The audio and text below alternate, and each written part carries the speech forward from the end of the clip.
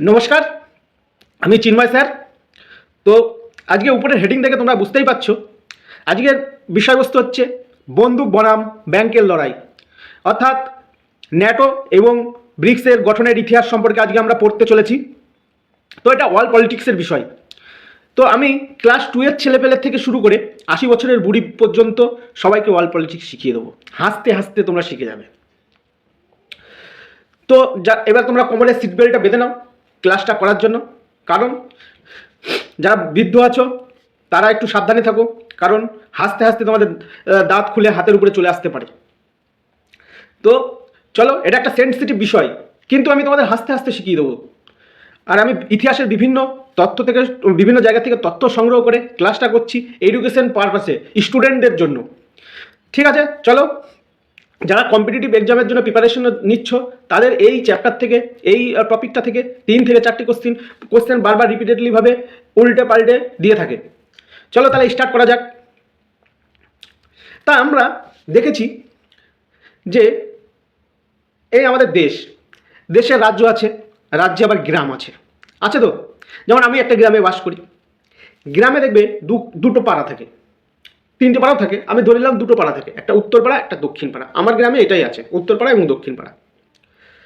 তো ঠিক সেই রকমভাবেই আমি বলতে, তোমরা ধরে নাও যে এই সমগ্র পৃথিবীটা একটা গ্রাম। এই গ্রামে 2টো পাড়া আছে, একটা পাড়ার নাম হচ্ছে ন্যাটো পাড়া, একটা পাড়ার নাম হচ্ছে ব্রিক্স পাড়া। ঠিক আছে, বুঝতে পারলে তোমরা? তো ন্যাটোর ফুল ফর্ম হচ্ছে নর্থ আটলান্টিক ট্রিটি অর্গানাইজেশন, এটা একটা অর্গানাইজেশন। আর ব্রিক্স একটা সংগঠন, অর্থনৈতিক সংগঠন। আর ন্যাটো হচ্ছে সামরিক সংগঠন। অর্থনৈতিক সংগঠন ব্রিক্সের ফুল ফর্ম হচ্ছে, এখানে 5টি দেশ রয়েছে, অংশগ্রহণ করছে ব্রিক্সের মধ্যে: ব্রাজিল, রাশিয়া, ইন্ডিয়া, চায়না আর সাউথ আফ্রিকা। আর ন্যাটোতে 30+ দেশ বর্তমানে রয়েছে। ন্যাটো একটি সামরিক সংগঠন। ন্যাটো মানে হচ্ছে মাসেলস পাওয়ার, মানে সামরিক শক্তিতে ভরপুর। আর ব্রিক্স হচ্ছে অর্থনীতি, পকেট ভরা অর্থনীতি, মানে অর্থনীতিকে কীভাবে চাঙ্গা করা যায়, বিজনেস জনিত সংগঠন হচ্ছে ব্রিক্স। তো এবার চলো, প্রথমে আমরা আলোচনা করতে যাচ্ছি ন্যাটোর সম্পর্কে, ন্যাটোর ইতিহাস সম্পর্কে জানি। তো দ্বিতীয় বিশ্বযুদ্ধ শেষ 1945 সাল। তখন সমগ্র ইউরোপ একদম দুর্বল হয়ে পড়েছে, নড়বড়ে হয়ে পড়েছে, ক্লান্ত, যুদ্ধ করতে করতে করতে করতে একদম ক্লান্ত, টায়ার্ড। তখন টায়ার্ড হয়ে পড়েছে। তখন তারা ভাবছে, তখন দুটো দেশ সবচেয়ে পাওয়ারফুল, একটা হচ্ছে আমেরিকা, একটা সোভিয়েত ইউনিয়ন। তো ইউরোপের দেশগুলো ভাবলো যে রাশিয়া আমাদের আক্রমণ করে দেবে না, যুদ্ধ তো শেষ হলো, ঠিক আছে, হিটলার পরাজিত হলো, সব ঠিক আছে। এখন সবাই ভাবছে, সমগ্র বিশ্ব ভাবছে, যুদ্ধ তো শেষ হয়ে গেছে, কি মজা। কিন্তু ইউরোপের মনে একটা সন্দেহ জাগলো, রাশিয়া তো এত পাওয়ারফুল দেশ, আমাদের অ্যাটাক করে না দেয়, খুব ভয় মনে। তা তখন আমেরিকা বলল, ভয় পাওয়ার কোনো কিছু নেই, চলো আমরা একসঙ্গে মিলিত হই। তা সব ইউরোপের দেশগুলোর সঙ্গে আমেরিকা যুক্ত হয়ে একটা সংগঠন গঠন করলো 1949 সালে, যার নাম হচ্ছে NATO, NATO, north Atlantic treaty organization. এটা একটা সামরিক সংগঠন। এর আর্টিকেল 5-এ লেখা আছে যে আমাদের এই সংগঠনের যে কটা দেশ আছে, যে কোনো একটা দেশের উপরে যদি কোনো দেশ অ্যাটাক করে, তাহলে আমাদের সবার উপরে অ্যাটাক বলে ধরে নেব আমরা, তখন সবাই মিলে তাকে অ্যাটাক করব। তাই এইভাবে গঠন হলো ন্যাটো। তা ন্যাটো কি করছে, তখন সমগ্র বিশ্বে ন্যাটো দাদাগিরি করা শুরু করলো। তা 1990 থেকে 2000 সাল পর্যন্ত ইউরোপ এবং আমেরিকা একচেটিয়া আধিপত্য স্থাপন করেছে। এইবার রাশিয়া বলছে, আচ্ছা তোমরা সংগঠন তৈরি করছো, করো করো করো, তোমরা সংগঠন করছো, করো। ঠিক 1955 সালে রাশিয়াও একটা সংগঠন গঠন করলো, ওটার নাম হচ্ছে ওয়ারসাও প্যাক্ট। ওখানেও কিছু দেশ যুক্ত হলো। কিন্তু ঘটনার মধ্যে টুইস্ট তখন আসলো, কখন? 1990 সাল। ওই সময়ে সোভিয়েত ইউনিয়নের মধ্যে ভাঙন তৈরি হলো, সোভিয়েত ইউনিয়ন ভেঙে গেল। তা সমগ্র বিশ্ব ভাবলো যে সোভিয়েত ইউনিয়ন ভেঙে গেছে, তাহলে তো ন্যাটো এবার ভেঙে যাবে। কিন্তু না, ন্যাটো ভাঙলো না। ন্যাটো বলল যে সোভিয়েত রাশিয়ার তো ভয় চলে গেছে, ঠিক আছে, এখন নতুন বিপদ আসছে, সন্ত্রাসবাদ, তারপরে সাইবার অ্যাটাক, আতঙ্কবাদী, এইসব জিনিসগুলোকে ট্র্যাকেল দেওয়ার জন্য আমাদেরকে ঐক্যবদ্ধ থাকতে হবে।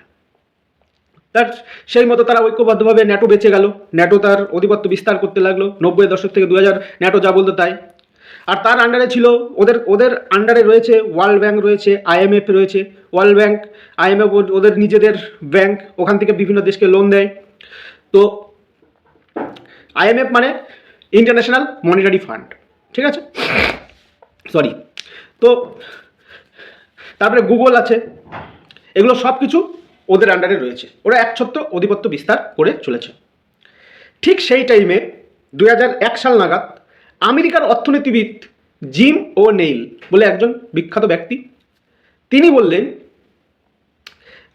এই ব্রিক্স দেশগুলির কথা বললেন, যার নাম ছিল ব্রিক, তখন ব্রিকের কথা বলেছিল, BRIC, মানে বিতে হচ্ছে ব্রাজিল, আরতে রাশিয়া, আইতে ইন্ডিয়া, সিতে চায়না। তখন এস যুক্ত হয়নি, সাউথ আফ্রিকা যুক্ত করে বলেনি। এই 4টি দেশকে নিয়ে তিনি বলেন যে এই 4টি দেশ ভবিষ্যতে অর্থনৈতিক দিক দিয়ে যদি একসঙ্গে থাকে, অর্থনৈতিক দিক দিয়ে বিশাল বড় জায়গায় চলে যাবে। তাই এই কথাও বলা তো হলোই, কথাও শেষ, কাজও শুরু। তা 2006 সাল নাগাদ প্রথম বৈঠক বসে ব্রিকের, এবং 2009 সালে শীর্ষ সম্মেলন বসে ব্রিকের। আর 2010 সালে সাউথ আফ্রিকা ব্রিকের সঙ্গে যুক্ত হয়ে ব্রিক্স নাম হয়। এইবার এটা তো অর্থনৈতিক সংগঠন। এইবার ব্রিক্স কি করলো, আমেরিকাকে চাপে রাখতে এবং ন্যাটোকে চাপে রাখতে কি করলো, বললো আমরা নিজেদের মধ্যে যে ব্যবসাগুলো করব, এই ব্রিক্স কান্ট্রির মধ্যে যে ব্যবসাগুলো করব, সেই ব্যবসাগুলো আমাদের নিজেদের কারেন্সির মধ্যে করব, ডলারকে আমরা ইউজ করব না। এবার ডলার হচ্ছে আমেরিকার একটা শক্তিশালী পাওয়ার, মানে বিদেশে কোনো বেচাকেনা করতে গেলে ডলারের মাধ্যমে আপনাদেরকে বেচাকেনা করতে হবে। তা ব্রিক্স কান্ট্রিগুলো বললো না, আমরা করব না, আমরা নিজেদের মধ্যে যখন ব্যবসা করব ওইটা করব না। তো এটা আমেরিকা ফট করে মাথার মধ্যে এটা ক্লিক করে গেল, তাহলে তো আমার অর্থনীতি একদম বিধ্বস্ত হয়ে যাবে, আমার কথা কেউ মানবে না, ঠিক আছে। সেই সঙ্গে ব্রিক্স কী করলো, একটা ব্যাংক গঠন করলো। সেটার নাম কি,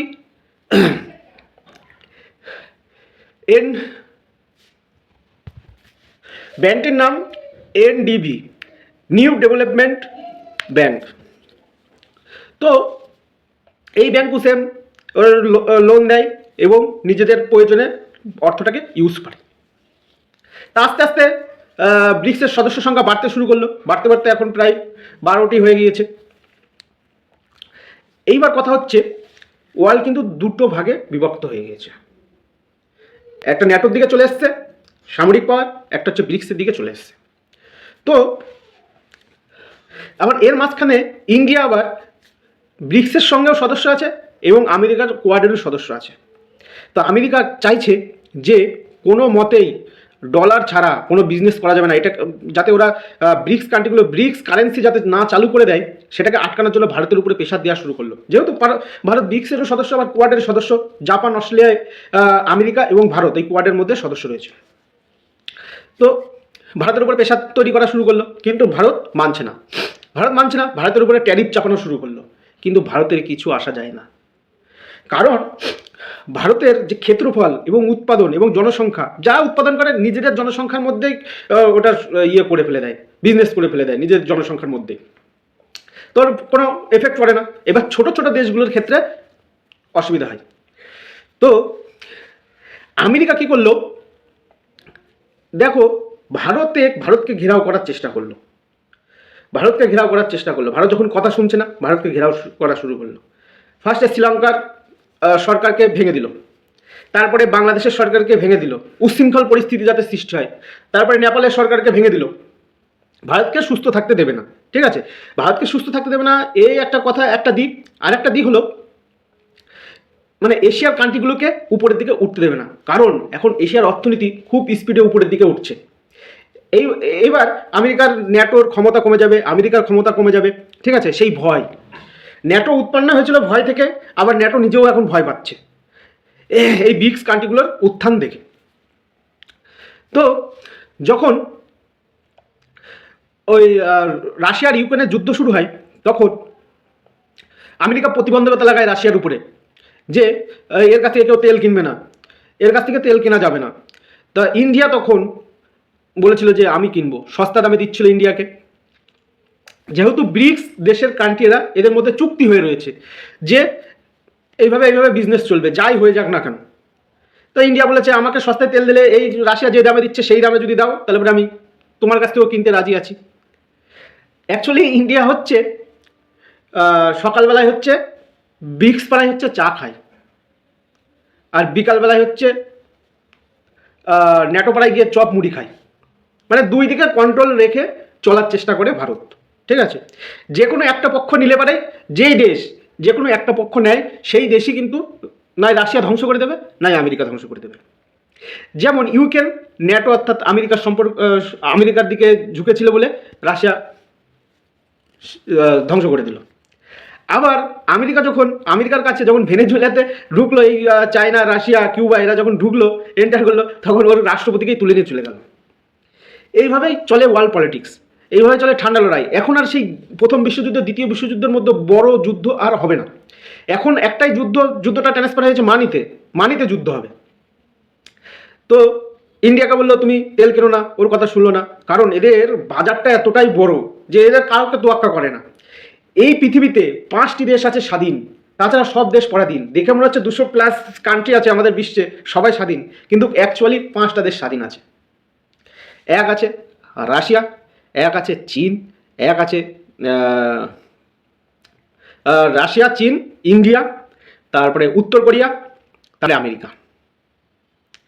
কারণ এদের কাছে আছে পারমাণবিক অস্ত্র। এবার যেসব দেশের কাছে পারমাণবিক অস্ত্র থাকে সেসব দেশকে সহজে কেউ অ্যাটাক করতে পারে না, আর যাদের কাছে পারমাণবিক অস্ত্র থাকে না সেসব দেশগুলোকে এই বড় বড় দেশগুলো অ্যাটাক করে দেয়। এবার পারমাণবিক অস্ত্র থেকে সবাই ভয় পায়।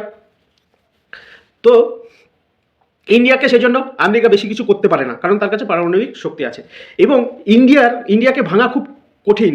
যেমন বাংলাদেশ, নেপাল এবং শ্রীলঙ্কা, এই দেশগুলোতে যেমন সরকারকে চেঞ্জ করা হয়েছিল, সরকারকে মানে ওই ক্ষমতাচ্যুত করা হয়েছিল, কিন্তু ভারতে করা সেটা খুবই কঠিন। কারণ ভারতের যে দেশবাসী আছে সবাই দেশকে খুব ভালোবাসে এবং সেনাবাহিনীও খুব দেশকে ভালোবাসে। সুতরাং এখানে এই জিনিসটা করা যাবে না, করতে পারবে না আমেরিকা।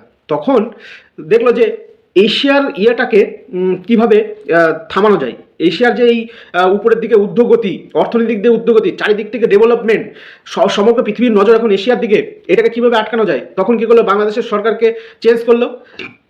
এবার আমেরিকার সেনাবাহিনী পাঠালো সেন্ট মেরিনা দ্বীপে এই এশিয়ার সার্কেলটাকে কন্ট্রোল করার জন্য, এর উপরে নজর রাখার জন্য। তো এইভাবে চলছে। তো 33% সমগ্র বিশ্বে যে বিজনেস হয়, যে 33% জিডিপি এই 5টা দেশের কাছে আছে, ব্রিক্স কান্ট্রির কাছে রয়েছে। ব্রিক্স কান্ট্রি বলছে আমরা অন্যজনের সঙ্গে ব্যবসা করলেও হয়, না করলেও হয়, আমরা নিজেরাই নিজেদের ব্যবসা করবো এবং নিজেদের উন্নতি সাধন করব। কিন্তু আমেরিকার মনে ভয় যে এটা শুধু ব্যবসা নয়, এরা মনে হয় সামরিক চুক্তিও কিছু করছে হয়তো নিজেদের মধ্যে। ডাউট তৈরি হচ্ছে কিভাবে এদেরকে ভেঙে আলাদা করে দেওয়া যায়। ইন্ডিয়াকে সবসময় কাছে টানার চেষ্টা করছে, ইন্ডিয়াও শুনতে চাইছে না। তো এরকম কন্ডিশন তৈরি হয়ে গিয়েছে, সেই জন্য একের পর এক ট্যারিফ লাগিয়ে যাচ্ছে ইন্ডিয়ার উপরে ভবিষ্যতে। এবার গুগলটাকেও বন্ধ করে দিতে পারে আমেরিকার কাছে। গুগল চাইলে, আমেরিকা চাইলে গুগলটাকে ইন্ডিয়াকে ব্যান করে দিতে পারে, কিন্তু করছে না একটাই কারণে, সেটা হচ্ছে জানে আজকে বন্ধ করলে কালকেই ইন্ডিয়া নিজে গুগল তৈরি করে ফেলে দেবে। এত ট্যালেন্টেড ছেলেমেয়েরা ইন্ডিয়াতে রয়েছে, ইঞ্জিনিয়াররা রয়েছে, সায়েন্টিস্টরা রয়েছে, তো এটা করতে পারছে না। তো চায়না নিজের গুগল আছে। এইবার কথা হচ্ছে এইভাবে ঠান্ডা লড়াই দুজনের মধ্যে চলছে। ঠান্ডা লড়াই চলতে এইবার বর্তমান পরিস্থিতিতে দাঁড়িয়ে আমরা যেটা দেখতে পাচ্ছি সেটা হলো যে এই আমেরিকা এবং রাশিয়া, এই যে দুটো ভাগে ভাগ হয়ে গেছে ওয়ার্ল্ডটা, এই দুটো ভাগে ভাগ হয়ে গেলে দুজনের সঙ্গে সামঞ্জস্য করে যে দেশগুলো চলবে সেই দেশগুলো টিকে থাকতে পারবে। এই দুই দেশগুলোর মধ্যে সামঞ্জস্য রেখে যারা চলবে না তারা একদম ধ্বংস হয়ে যাবে। তার এক্সাম্পল আমরা সামনাসামনি দেখলাম। এখন এখন বর্তমান পরিস্থিতিতে দেখা যাচ্ছে যে ব্রিক্স কান্ট্রিগুলো এখন আফ্রিকা মহাদেশের মধ্যে তাদের নিজের ব্যবসাটাকে আস্তে আস্তে ছড়িয়ে দেওয়ার চেষ্টা করছে। আমেরিকার কাছে এটা একটা ভয়ের কারণ হয়ে দাঁড়িয়েছে। এইবার এই ভয়ের কারণ থেকে আমেরিকা দেখছে যে আমার ক্ষমতাচ্যুত হয়ে যেতে পারি, আমি মানে আমার এই যে প্রভাব প্রতিপত্তি হয়ে যেতে পারে, নষ্ট হয়ে যেতে পারে। সেজন্য বললো আমি ন্যাটো ত্যাগ করে দিতে চাইছি, মানে মনে মনে ও চাইছে যে ন্যাটো আমি ত্যাগ করে দেবো, ত্যাগ করে নতুন সংগঠন মানে এই চায়না, রাশিয়া, তারপরে ভারত, তারপরে ব্রাজিল, এই সব দেশের সঙ্গে আবার যুক্ত হতে চাইছে। কারণ কি, এইসব দেশটা সামনের দিকে এগিয়ে যাচ্ছে, এদের সঙ্গে যদি ও ঐক্যবদ্ধভাবে কাজ না করে তাহলে ও কম্পিটিশনে পিছিয়ে যেতে থাকবে। ঠিক আছে, কি হচ্ছে না হচ্ছে সেটা জানতে পারছে না।